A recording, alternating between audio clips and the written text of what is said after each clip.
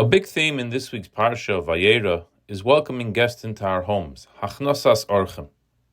Avraham is weak after his circumcision, and God himself comes to visit him.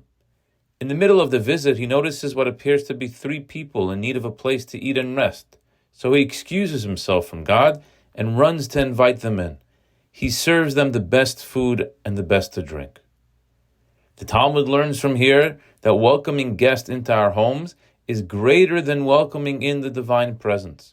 Tractate Shabbos, page 127, Amar Rav Yehuda Amar Rav, Gedola Hachnosat Orchim mehakbalas pnei Shechina. But Avram isn't the only one to invite people in. One chapter later, we read how God sent angels to destroy the city of Sodom and rescue Avram's nephew Lot.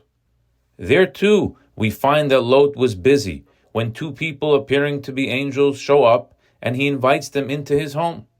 Once again, this mitzvah of Hachnosat Orchim is on full display in this week's parsha. But when one reads carefully, you'll notice there's a difference between the hospitality of Avraham and that of Lot. I will share a story to illustrate this difference. The holy tzaddik Reb Levi Yitzchok of the city of Berditchev once visited the city of Lvov for Shabbos. He went to the home of one of the wealthy Jews in town and asked him for a place to eat and to sleep. Not recognizing who Reb Levi Yitzchok was, the wealthy individual refused. He sent him away saying, "I don't host people that are just traveling through town." So Reb Levi Yitzchok went to the local school teacher who he knew and asked him if he could stay over for the Shabbos.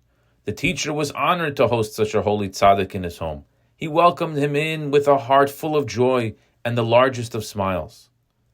A neighbor had recognized Reb Levi Yitzchok and started spreading the word around Lvov that there's a special guest in town for Shabbos, the holy tzaddik Reb Levi Yitzchok, and that he's staying in the home of the school teacher. In no time, people from across town started flocking to the teacher's small house to see the great tzaddik and to try to get close enough to ask for a blessing. When the wealthy Jew heard who was in town, he realized the grave error he had made and felt horrible. He felt like he needed to apologize for his earlier rude behavior and ask for forgiveness. He pushed his way through the crowd until he reached the tzaddik. All embarrassed, he said he was sorry and asked the tzaddik to forgive him. He said, "I had no idea it was you, and that's why I didn't open my door for you. Now that I know it's you, please allow me the honor of hosting you. Come to my house and I will give you the royal treatment."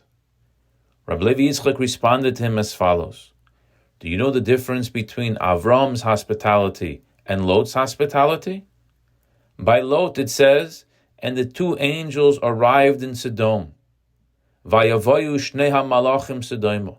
Whereas by Avram it says, Vayar, and he saw, vihine, and behold, there were 3 men standing in the distance. Lot saw they were angels, and therefore invited them into his home. Had they been ordinary folk, he would never invite them in. Whereas Avram had no idea who these people were. He saw people that were hungry, dirty, disheveled, and nevertheless he invited them into his home with respect.